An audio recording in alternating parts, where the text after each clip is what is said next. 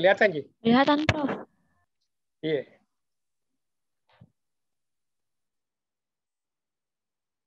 Jadi saya ulangi ya, karena ini ya. Jadi masalah munculnya kebijakan lingkungan global itu adalah dimulai pada akhir tahun 80-an. Sebelumnya itu memang banyak masalah-masalah lingkungan, tapi belum merupakan isu yang penting. Tapi karena situasinya berubah, banyak dipublikasikan mengenai masalah-masalah yang dapat merusak lingkungan secara global, seperti adanya penipisan lapisan ozon, perubahan iklim, penurunan sumber daya perikanan dan sebagainya, menjadi akhirnya masalah lingkungan global itu menjadi keprihatinan internasional. Itu dimulai pada akhir tahun 80-an. Dan ini semuanya itu disebabkan karena terjadinya pengurasan sumber daya alam secara besar-besaran yang diiringi oleh kemajuan industri, namun terjadi kerusakan lingkungan dan kelangkaan berkurangnya sumber daya alam dan daya dukung lingkungan.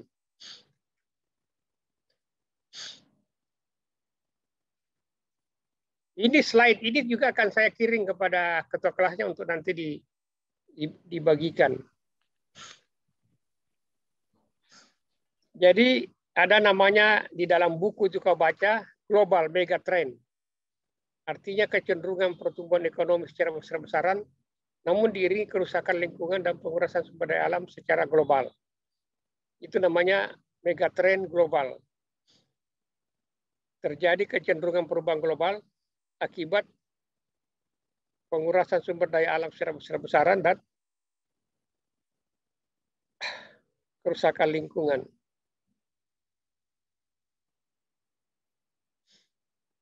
Jadi kegiatan, terutama kegiatan industri, banyak sekali menguras sumber daya alam.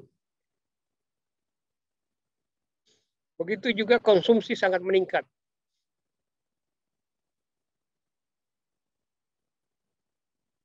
Terutama konsumsi barang-barang industri, sehingga mendorong secara terus-menerus perusahaan-perusahaan industri itu memproduksi. Misalnya saya mobil di Jepang itu memerlukan 14 metrik ton baja dan bahan tambahan lainnya setiap tahun untuk memproduksi mobil. Terjadi juga kerusakan sumber daya lahan, pencemaran pada lingkungan daratan, lautan, dan atmosfer. Namun tidak semua orang menikmati kemajuan industri. Terjadi juga kesenjangan antara negara industri dan negara-negara yang berkembang. Di sini kita lihat bahwa walaupun negara industri kaya itu hanya dihuni 1/5 daripada atau 20% populasi dunia, tapi mengkonsumsi 40% produksi daging dunia dan menghabiskan 20% energi dunia dan mengkonsumsi 80% produksi kertas serta menggunakan kendaraan bermotor yang ada di dunia. Jadi populasi juga meningkat, produk juga dihasilkan, menimbulkan dampak lingkungan pada udara, atmosfer, laut, dan daratan. Atmosfer ini artinya lingkungan udara. Terjadi pencemaran, kerusakan tanah, dan pengurasan sumber daya alam yang tak terbarukan. Misalnya saja minyak, barang tambang. Itu semua sumber daya alam yang tak terbarukan.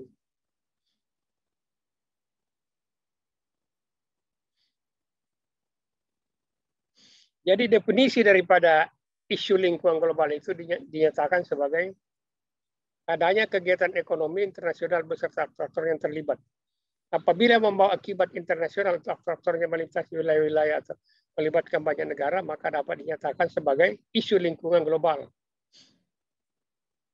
Jadi batas-batas dampaknya itu melewati merupakan lintas negara. Bukan cuma satu negara yang menderita, tapi banyak negara. Karena itu dinamakan masalah atau isu lingkungan global.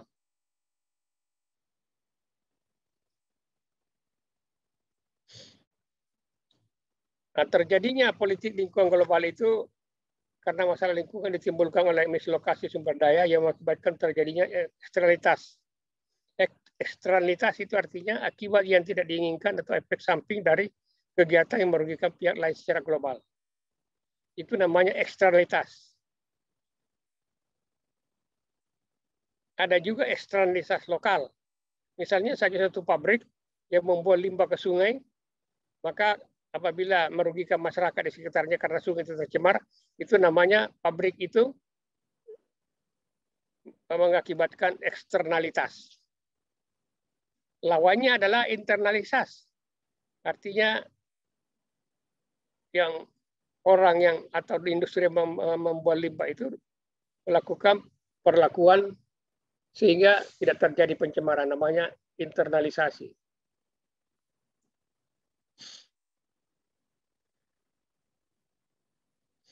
Jadi walaupun pendapatan meningkat dari produk-produk sedunia itu, tetapi terjadi suatu permasalahan lingkungan global yang terjadi di seluruh dunia. Terjadi konflik kepentingan secara global yang antara upaya-upaya perlindungan dan kepentingan pembangunan, atau antara konservasi dan kepentingan ekonomi. Kepentingan ekonomi dan politik dalam negeri suatu negara mempengaruhi sikapnya terhadap isu lingkungan global. Karena biaya dan risiko dampak lingkungan yang terjadi tidak merata pada semua negara. Maka sikap dan motivasi untuk berprestasi juga tidak sama. Kita ketahui bahwa dulu, terutama sesudah Perang Dunia Kedua itu, paradigma lama itu, ekonomi klasik itu menyatakan bahwa silakan pemanfaatan sumber daya alam itu dianggap sebagai tidak terbatas. Karena itu bisa dipakai untuk industri dan konsumsi. Itu paradigma daripada ekonomi klasik dulu.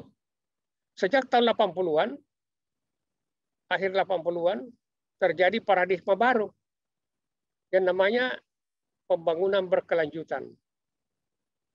Paradigma baru ini menjadi dasar dari penetapan rezim lingkungan.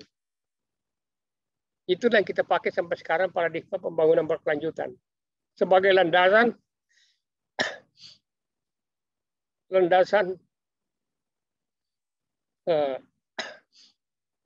dalam rezim lingkungan global. Itu secara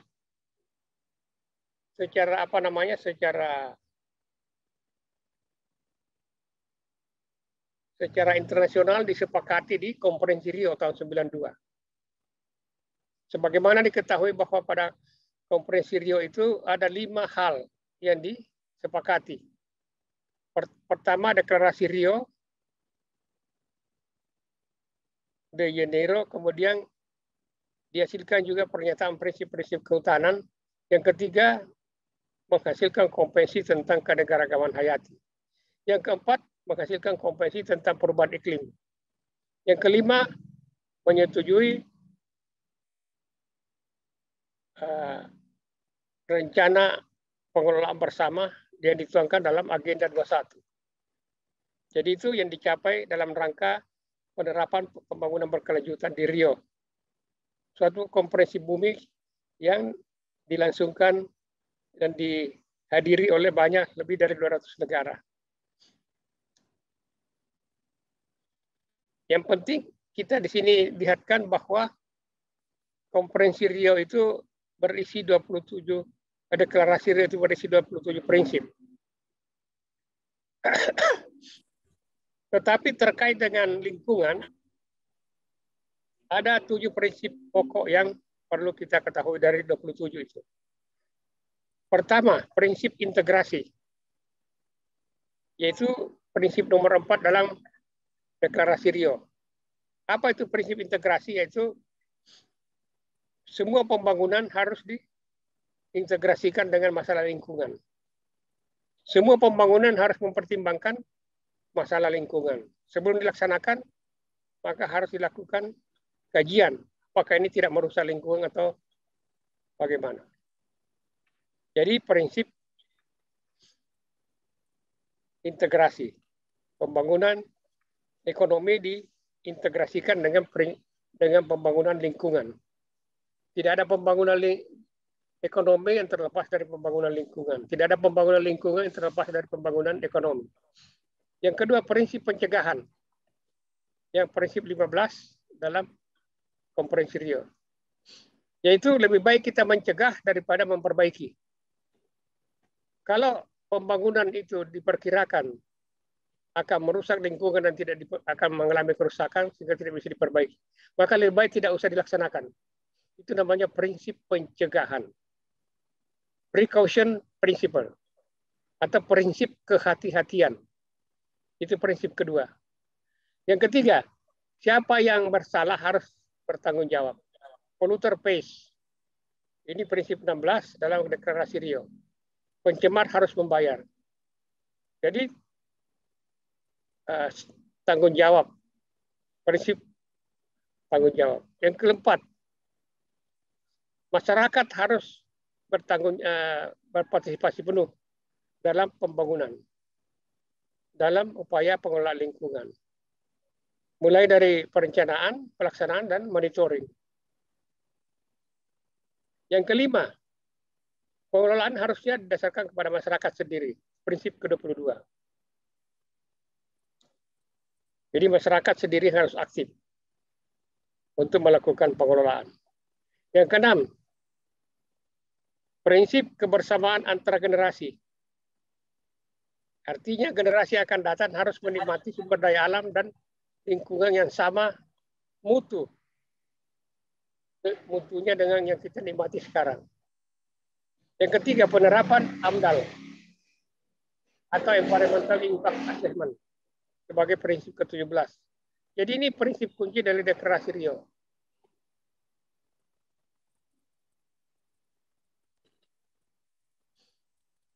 Setiap kebijakan atau politik lingkungan global itu melibatkan 3 komponen.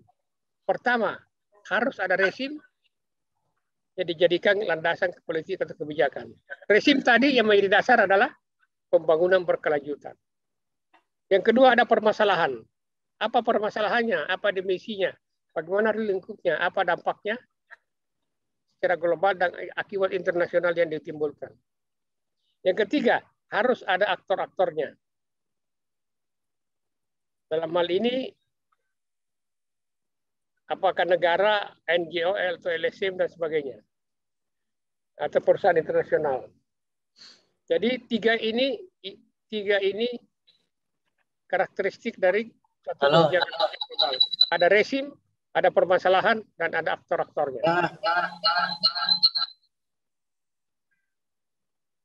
Halo?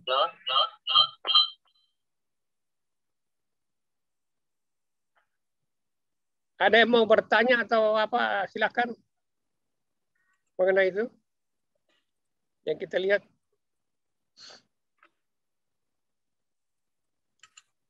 Tidak ada, berarti semua sudah paham ya. Ada lagi karakteristik politik lingkungan global. Yang pertama, negara berperan penting. Kemudian negara bersikap sesuai dengan kepentingan ekonomi dan kekuatan politiknya. Karakteristik kedua, biasanya dinamika politik mencerminkan peran negara sebagai aktor dan perdagangan internasional. Negara produsen maupun negara konsumen dapat menjadi negara peto, tergantung pada perannya dalam produksi dan konsumsi. Demikian juga kemampuan pendanaan rezim. Yang ketiga, ekonomi suatu negara dapat mempengaruhi posisinya. Demikian juga hasil dari berbagai ini dalam perjanjian internasional dan tata lingkungan. Yang kedua, karakter kekuatan militer tidak pernah dipakai dalam masalah menyelesaikan permasalahan lingkungan negara. Dalam masalah lingkungan global. Berbeda dengan konflik politik. Kemudian biasanya masalah lingkungan global itu diselesaikan dengan kerjasama aktif antar negara untuk menyelesaikan permasalahan.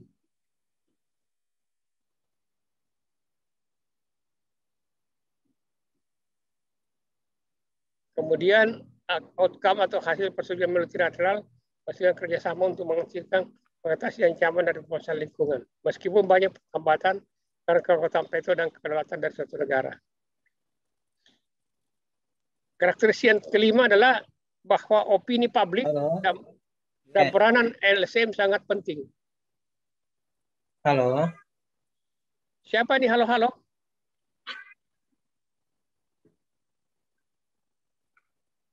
Kemudian itu yang penting bahwa LSM atau NGO itu non-profit itu sangat penting peranannya dalam masalah lingkungan global. Kemudian peranan masyarakat dapat berpengaruh terhadap isu lingkungan. Kemudian isu keamanan ekonomi lebih didominasi oleh birokrasi dan elit ekonomi.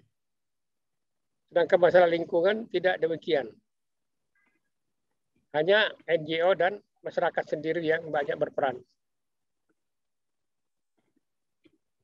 Nah, ini dalam buku itu nanti kau akan lihat bahwa apa itu yang dinamakan rezim. Rezim itu adalah sistem norma dan aturan yang dibuat bersama dalam persetujuan internasional atau multilateral dari berbagai negara untuk membuat regulasi nasional dalam upaya mengatasi suatu permasalahan lingkungan global. Jadi ingat, apa dimaksud dengan rezim? Landasan pokok daripada aturan-aturan. Kalau di Indonesia ini rezim tertingginya apa? Kau tahu? Ada yang tahu? Apa rezim yang kita pakai untuk mengelola negara? Landasannya apa? Ada yang tahu? Rezim yang dipakai sebagai dasar negara apa? Jadi jadikan patokan. Pancasila itu adalah rezim tertinggi di Indonesia. Landasan dari semua aturan-aturan dan peraturan. Pancasila adalah rezim, contoh rezim yang dipakai untuk mengelola atau melaksanakan semua pemerintahan dan sebagainya. Norma-norma yang dijadikan patokan dalam kehidupan sehari-hari bangsa Indonesia. Nah, ini dalam masalah lingkungan global itu adalah rezim sistem norma atau aturan yang dibuat bersama dalam persetujuan multilateral atau internasional dari berbagai negara untuk membuat regulasi nasional dalam upaya mengatasi suatu masalah lingkungan global. Jadi dapat dinyatakan sebagai norma atau patokan-patokan. Rezim itu diwujudkan dalam dua bentuk, yaitu instrumennya sifatnya mengikat, artinya mutlak harus dilaksanakan. Yang kedua, yang tidak mengikat, hanya berupa deklarasi atau himbauan. Contohnya tadi agenda 21.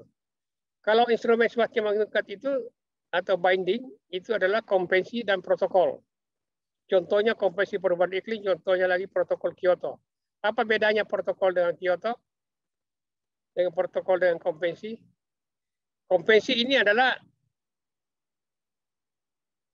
bersifat lebih umum, sedangkan protokol itu adalah pelaksanaan daripada konvensi. Misalnya konvensi perubahan iklim, ada protokol Kyoto di dalam. Konvensi kenegaraan hayati, ada protokol lain di dalam, misalnya protokol Cartagena.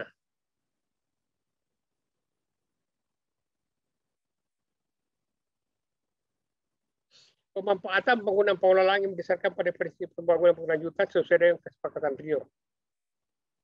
Jadi ini rezim yang ideal yang diinginkan secara internasional.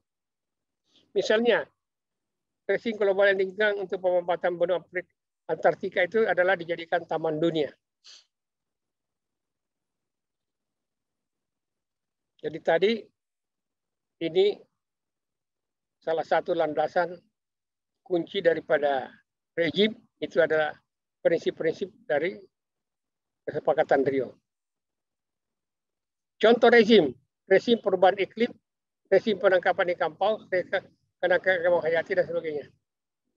Jadi rezim itu dibuat dan disiapkan berdasarkan hasil perundingan secara internasional atau secara multilateral. Hampir semua rezim diwujudkan dalam bentuk persetujuan yang bersifat mengikat atau binding.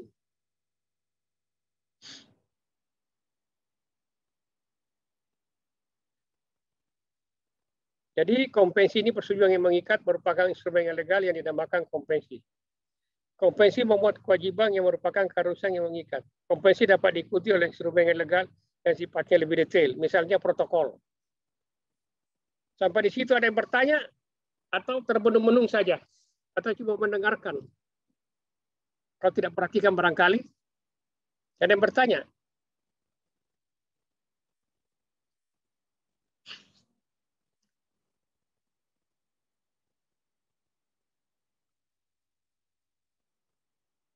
Mengerti tadi semua apa yang saya uraikan itu?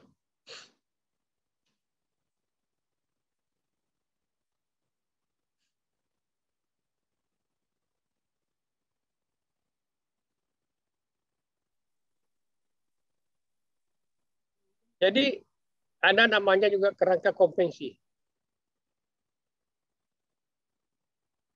Jadi tujuannya itu agak sebelum dijadikan konvensi dirundingkan dulu.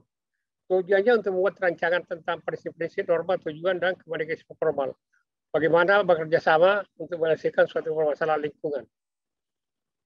Untuk selanjutnya akan dijadikan kebijakan dan keputusan implementasinya bagaimana nanti. Itu namanya kerangka konvensi. Protokol. Jadi kerangka konvensi diikuti dengan perundingan lanjutan dari satu atau lebih protokol yang membuat kewajiban yang lebih spesifik dari pihak untuk menanggulangi suatu masalah lingkungan. Tadi juga bahwa rezim internasional itu bisa juga bersifat yang tidak mengikat atau juga namanya soft law. Persetujuan yang tidak mengikat dapat dinyatakan juga sebagai rezim. Contohnya agenda 21 tadi.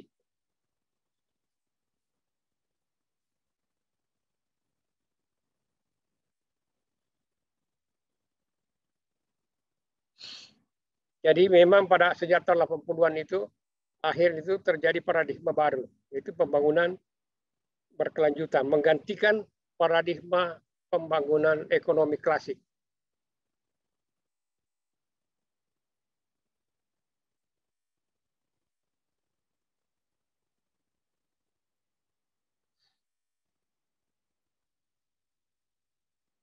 Sekarang siapakah aktor-aktor dalam masalah politik lingkungan global? Ini ada beberapa. Yang pertama adalah negara.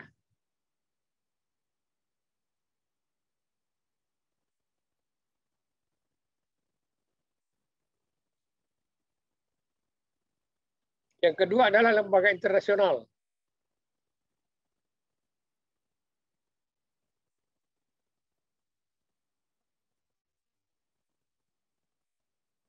Yang ketiga adalah organisasi regional. Yang keempat adalah LSM atau NGO.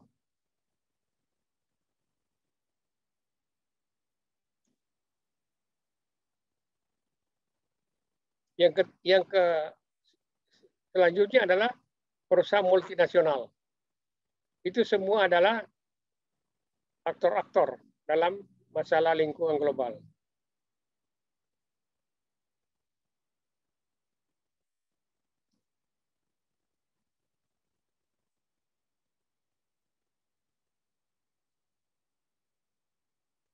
Jadi yang pertama-tama paling atas sebagai aktor itu adalah negara. Apa perannya negara dalam hal ini adalah berperan dalam pembentukan rezim. Negara itu dapat berperan sebagai lead state, supporting state, swing state, dan blocking state. Artinya apa itu? Lead state itu artinya negara yang mempelopori, yang membawa suatu masalah dalam perundingan internasional untuk dijadikan sebagai landasan atau dirundingkan bagaimana mengatasi masalah itu. Itu namanya lead state. Kemudian negara pendukung daripada lead state itu adalah supporting state. Ada juga negara yang tidak mau ikut, namanya swing state, bersifat netral. Ada juga negara yang menentang, namanya blocking state.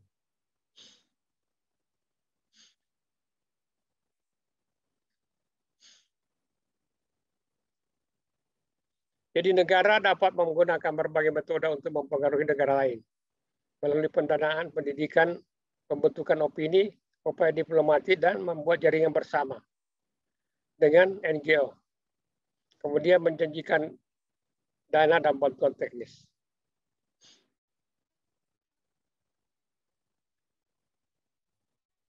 Negara-negara dapat bergabung untuk menyelesaikan suatu permasalahan lingkungan global.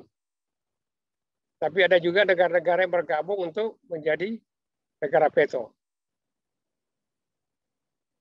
Sikap satu negara sangat ditentukan oleh politik dalam negeri dari negara itu. Misalnya di Jepang, itu sangat dikuasai oleh partai LDP. Yang sangat berpengaruh terhadap politik lingkungan bagaimana melestarikan ikan paus. Demikian juga di Norwegia karena dia banyak terlibat dalam masalah perikanan.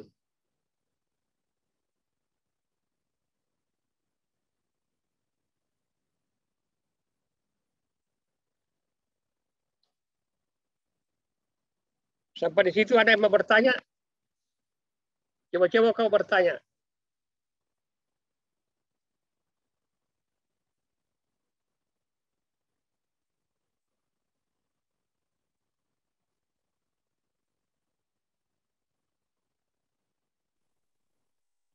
Saya, Prof. Ya, kenapa?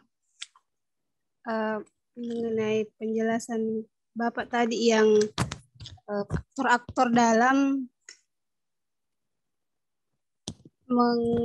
masalah lingkungan. Yang negara, Prof. Kan di situ salah satu perannya berperan dalam pembentukan rezim, terus bersatu untuk menyelesaikan masalah. Apa dalam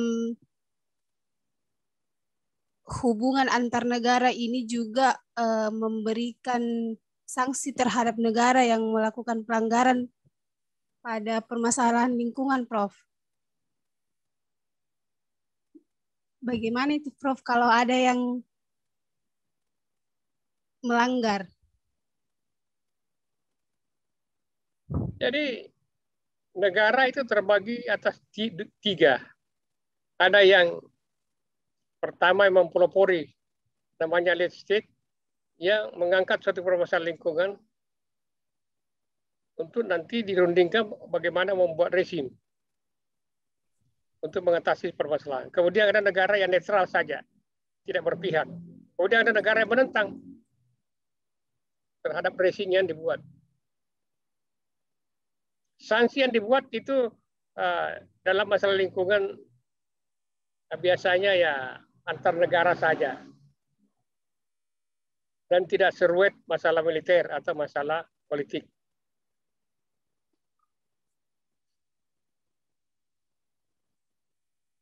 Suatu negara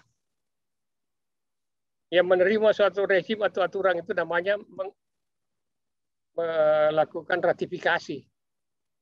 Misalnya Indonesia meratifikasi mengenai masalah perubahan iklim, mengenai masalah keanekaragaman hayati. Artinya menerima rezim itu dalam bentuk peraturan internasional. Ada yang lain? Jadi di samping negara, bagian daripada negara juga bisa menjadi aktor. Misalnya provinsi, kota, dan sebagainya.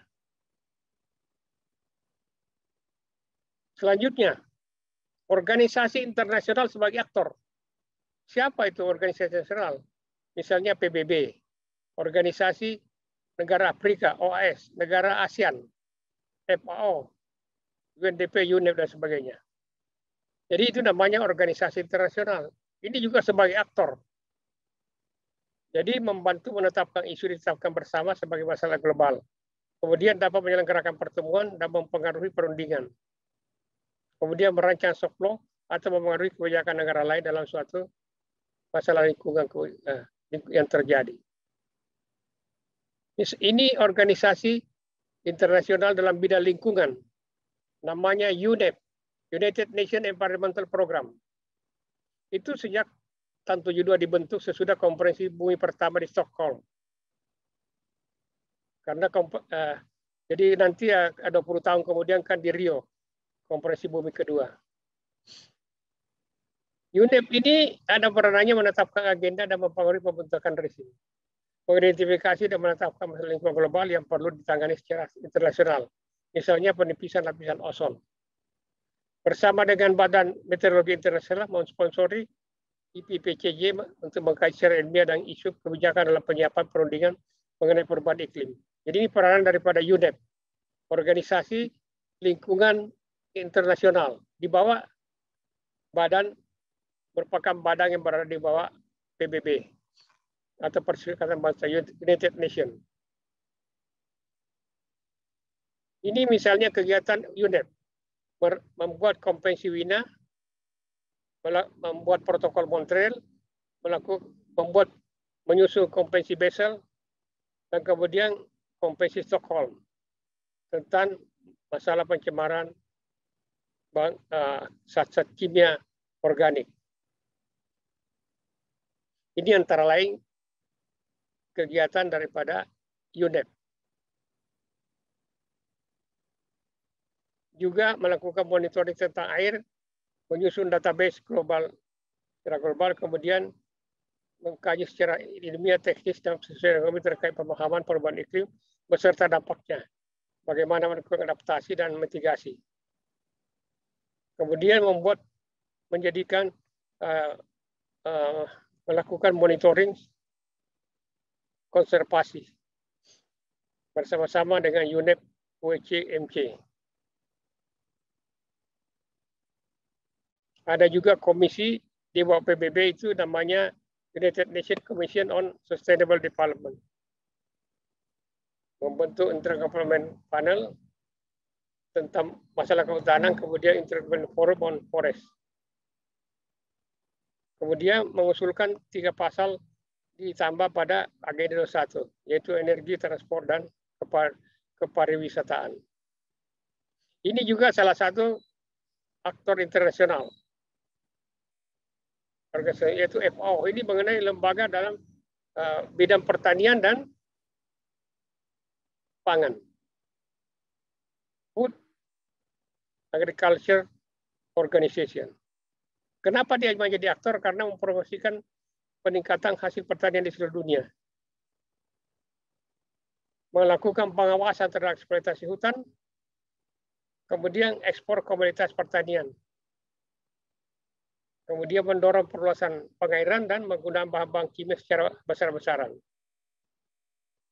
Namun, yang terakhir, kegiatan yang penting adalah mempromosikan pertanian berkelanjutan. Misalnya saja program pengendalian hama terpadu.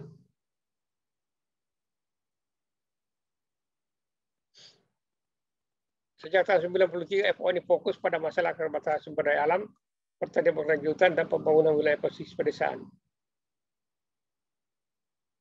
serta keamanan pangan melalui perundingan sumber daya tumbuh-tumbuhan, perlindungan terhadap sumber tumbuhan hewan dan sumber daya laut. Kemudian ada namanya UNDP, United Nations Development Program. Ini juga salah satu aktor. Misalnya melakukan pengolahan air yang efektif. Juga melakukan kegiatan untuk pemanfaatan energi berkelanjutan. Kemudian masalah mengenai penggurunan dan degradasi lahan. Juga berperan dalam konservasi dan pemanfaatan kebijakan perencanaan.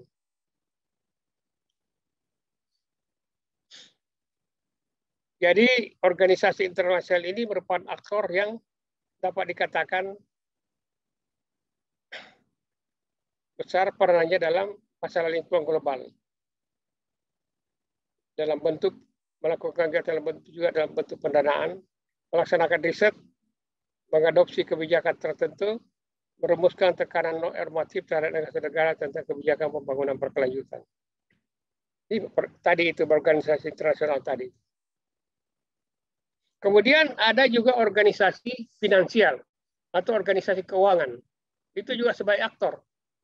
Misalnya Bank Dunia, IMF, dan bank-bank regional. Ini merupakan juga aktor-aktor. Banyak contohnya pernahnya misalnya di Bank Dunia itu banyak berperan dalam masalah kerusakan hutan di Brasil, Indonesia, dan Selatan, dan di Amerika Selatan. Banyak membantu pembangunan, tetapi banyak juga yang merusak lingkungan. Tapi akhirnya nanti organisasi keuangan dunia ini nanti akan berperan dalam mengendalikan kerusakan lingkungan. Misalnya saja bekerja sama dengan LSM, Forest Alliance, dan masalah keanekaragaman hayati. Dan Bank Dunia tidak akan lagi mendukung proyek yang akan merusak atau mengkonversi habitat yang telah dinyatakan kritis.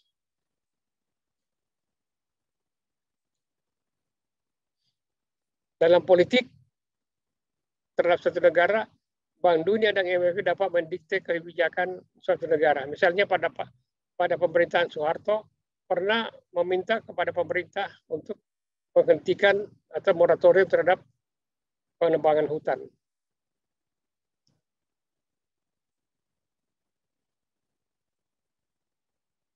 Kemudian ada organisasi regional seperti ASEAN, European Union, OECD, OAS, kemudian African Union. Ada juga APEC, yaitu negara-negara yang terletak di pantai Laut Pasifik, termasuk Indonesia,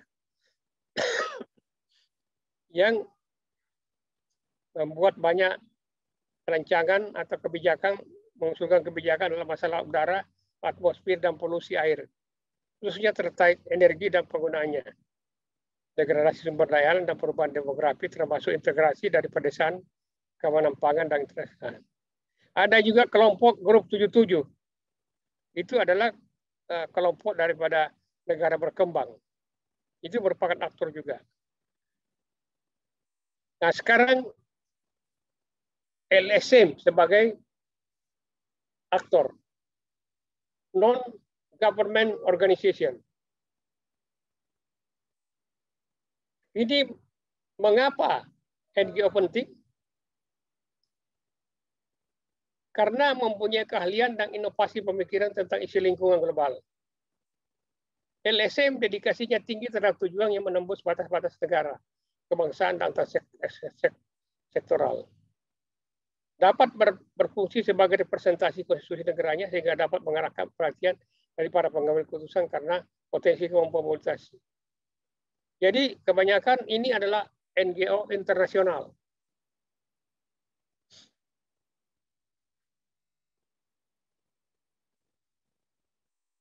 Di negara industri ini NGO dapat dibagi atas 3 kelompok.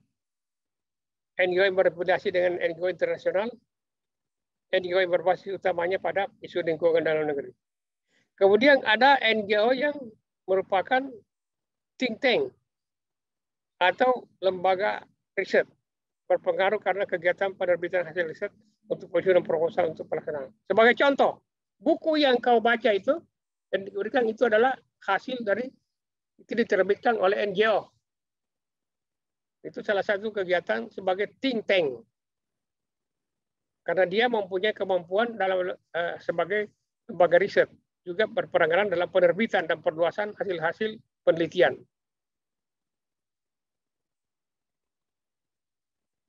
Di negara berkembang, kegiatannya banyak pada masalah sumber daya alam dan penggunaannya. Juga memperjuangkan hak-hak masyarakat lokal dan adat. Juga memperjuangkan keadilan dalam pembangunan dan hak-hak asasi manusia. Banyak NGO memiliki anggota yang sangat longgar. Misalnya Friends of Earth, 70 anggota independen afiliasi. Greenpeace, ini adalah salah satu LSM yang sangat militan. Berkantor di 41 negara, memiliki 2,8 juta penyumbang dana. Jadi dia tidak memikirkan dana, karena selalu ada sumbangan dari masyarakat, individu perorangan, maupun berupa aktor-aktor atau bintang-bintang film ataupun kepala-kepala negara atau raja-raja atau perusahaan-perusahaan. Nah, ini salah satu LSM yang penting kau ketahui, WWF. WWF ini adalah LSM atau NGO yang bergerak di bidang konservasi. Independen, kantor pusatnya di Swiss. Penyumbang pendanaan 5 juta. Bayangkan. Dan berkantor di lebih daripada 90 negara, termasuk di Indonesia ada kantornya. Misi WWF itulah menghentikan degradasi lingkungan alam dan membangun masa depan di mana umat manusia hidup berharmonis dengan alam dengan cara konservasi keanekaragaman hayati dunia. Menjamin pemerataan sumber daya secara berkelanjutan dan menghindari pencemaran. Jadi kau ketahui bahwa WWF itu adalah salah satu LSM bidang konservasi.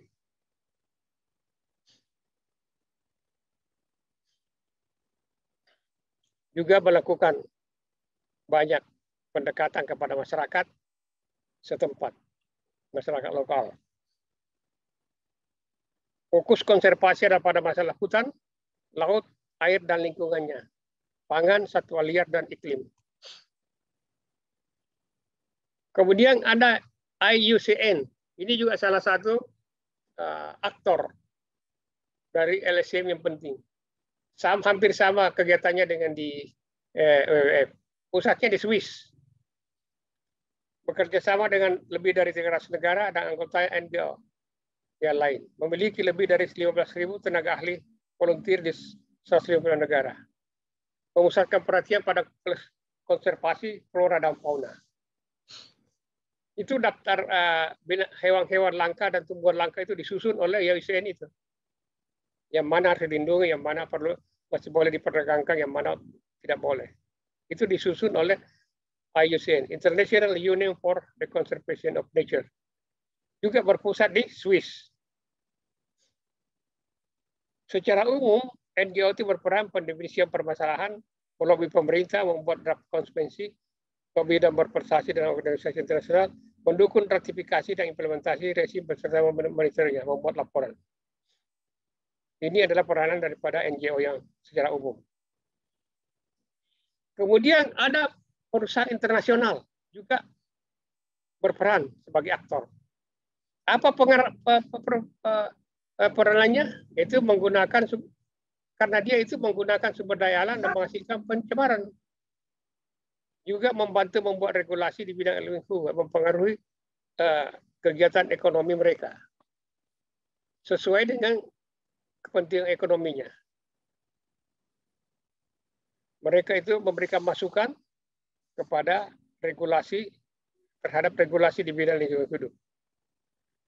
Juga mempengaruhi pembentukan rezim, mendefinisikannya menurut kepentingannya dan persuasi kepada pemerintah setempat, lobby kepada pemerintah juga dilakukan. Ini adalah peranan daripada perusahaan multinasional.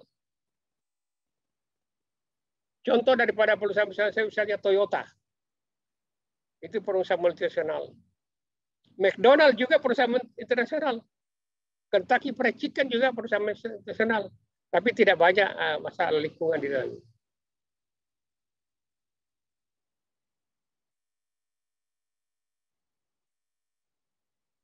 Jadi dapat kita lihat bahwa sebagai contoh daripada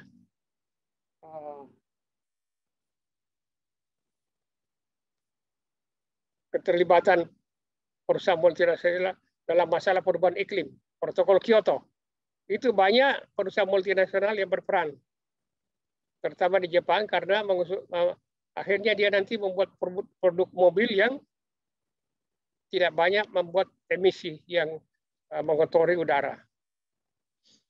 Juga dalam masalah pelestarian ikan paus Juga dalam masalah biosafety protokol Cartagena sebagai protokol keanekaragaman hayati. Itulah contoh daripada bagaimana perusahaan multinasional itu berperan. Jadi itu aktor-aktor di dalam masalah lingkungan internasional tadi. Sebagaimana saya katakan tadi bahwa politik lingkungan global itu bisa dapat terjadi karena atau dapat berjalan dinyatakan karena 3 komponen. Ada rezim, ada permasalahan, dan ada aktor-aktor.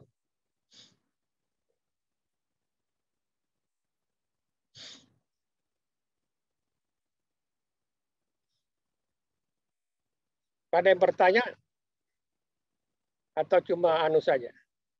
Diam-diam saja. Coba kau kasih naik telapak tanganmu. Saya sedikit, Prof. Cuma kau saja. Ini yang keribo tidak mau bertanya. Saya mau bertanya, Prof. Ya. Kalau tidak, saya mau bertanya sama kau. Saya Prof bertanya, Prof. Ya. Jangan tutup mulutmu. Supaya bilang sama kau. Begini, Prof. Minta kasih keras sedikit suaranya. Minta tanggapannya, Prof. Ini kan banyak saya lihat perusahaan yang bergerak di bidang energi, kayak migas, di bidang migas, mereka banyak menggelontorkan dana untuk membuat event-event dalam dalam kayak go green begitu, kayak penanaman mangrove. Nah, siapa? Itu kayak penanaman mangrove, Prof. Mereka melakukan saya peringatkan, yang kau tanyakan adalah materi yang saya terangkan. Jangan keluar. Tidak, ini yang saya terangkan, yang kau tanyakan atau kata jangan keluar. Berarti kau tidak perhatikan yang ini. Materi yang kita jelaskan ini itu yang didiskusikan, bukan keluar lagi. Masih ada anunya, Prof. Masih ada kaitannya, Prof. Tidak ada hubungannya sama ini. Ada tadi anunya, Prof, mengenai aktor-aktor yang saya jelaskan lingkungan, tadi, Prof. yang kau tanyakan. Mengenai aktor-aktor, Prof. Ya, siapa? Itu yang mana, Prof? Aktor-aktor, Prof. Yang mana? Aktor mana? Yang ada perusahaan multinasional, Prof. Kenapa? Dalam bentuk kegiatannya mereka itu seperti membuat event penanaman mangrove. Itu kalau salah satu bagian daripada pengabdian masyarakatnya. Tapi yang kita bicarakan ini adalah kaitannya secara internasional, bukan lokal. Jadi misalnya Mitsubishi, ya, itu Toyota, itu secara global itu berpengaruh. Kalau penanaman mangrove itu lokal. Jadi bukan masalah lingkungan global. Bukan menyangkut commons. Tahu commons? Commons itu adalah sumber daya alam yang milik manusia secara keseluruhan. Jadi sebenarnya saya tadi lupa kembali kepada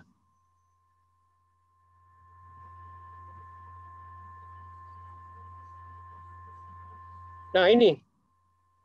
Jadi kebanyakan masalah lingkungan internasional itu ada yang merusak commons. Apa itu commons? Adalah sumber daya alam dan pendukung kehidupan bersama umat manusia secara keseluruhan. Tidak mengenal batas-batas antar negara, bukan milik suatu negara atau beberapa negara. Misalnya sistem iklim, rongga angkasa, benua Antartika, laut, dan sebagainya. Jadi kalau masalah mangrove, masalah konservasi tanah itu adalah lokal, bukan global itu, Pak. Jadi itu yang perusahaan multinasional itu kalau dia melakukan menanam mangrove itu dalam rangka barangkali penyuluhan atau menarik perhatian masyarakat setempat di mana dia beroperasi. Tapi yang kita bicarakan di sini tekankan adalah kegiatannya yang menyangkut masalah lingkungan global. Misalnya masalah penipisan lapisan ozon, masalah mengenai perubahan iklim, masalah mengenai kehancuran keanekaragaman hayati dan sebagainya. Itu yang perlu kau pahami. Ya, Prof. Ya, jadi masalah lokal itu tadi mangrove. Ya, silakan yang lain. Ya, Prof. Yeah. Saya sedikit melanjutkan mengenai persoalan mangrove yang menjadi masalah lokal. Pertanyaannya, Prof, jika mangrove ini ditebang terlalu banyak kan itu kan mengurangi karbon. Maksudnya ya, karbon ini kan kalau menjadi itu dikaitkan permasalahan dengan juga karbon di bisa menjadi masalah global. Bagaimana statusnya, Prof? Bisa juga menjadi masalah keanekaragaman hayati. Itu semua banyak terlibat dalamnya WWF gitu. Dalam masalah konservasi termasuk juga terumbu karang. Tapi kalau secara lokal saja bukan masalah internasional. Tapi kalau dikaitkan dengan masalah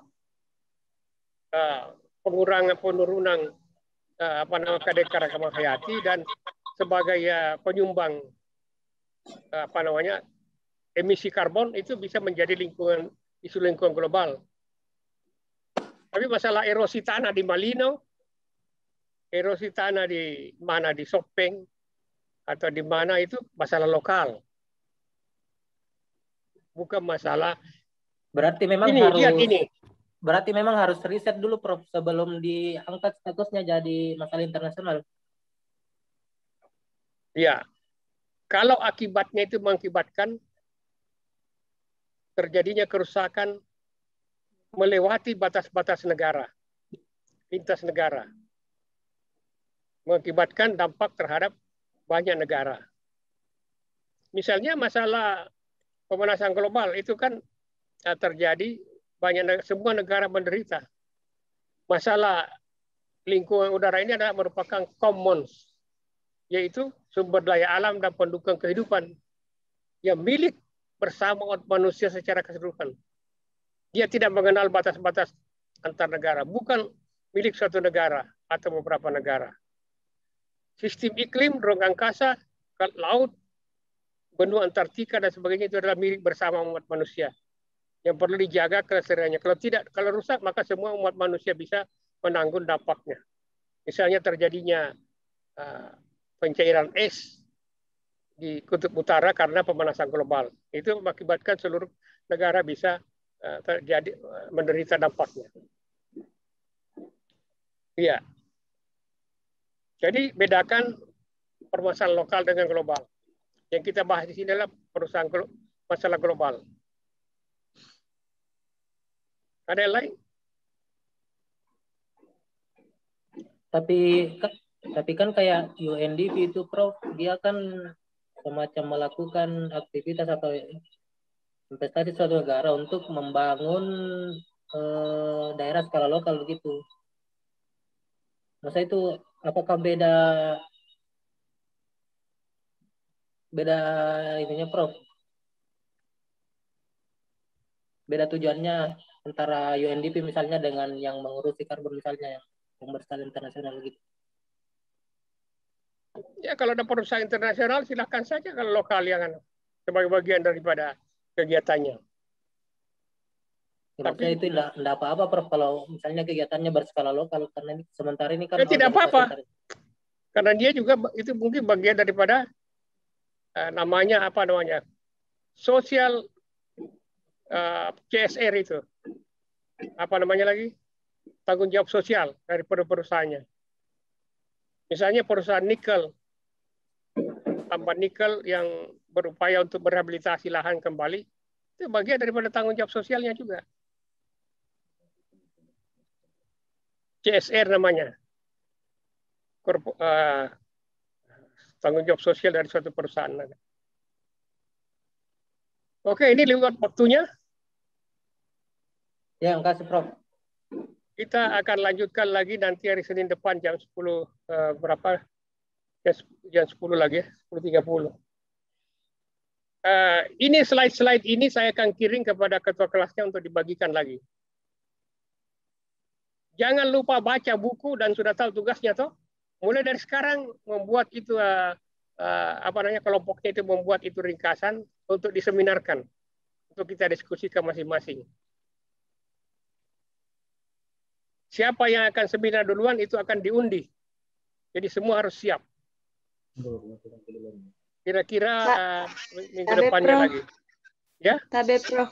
Saya mau bertanya, apakah memang 2 kelompok saya pegang, Prof? Karena 2 nama aku, Prof.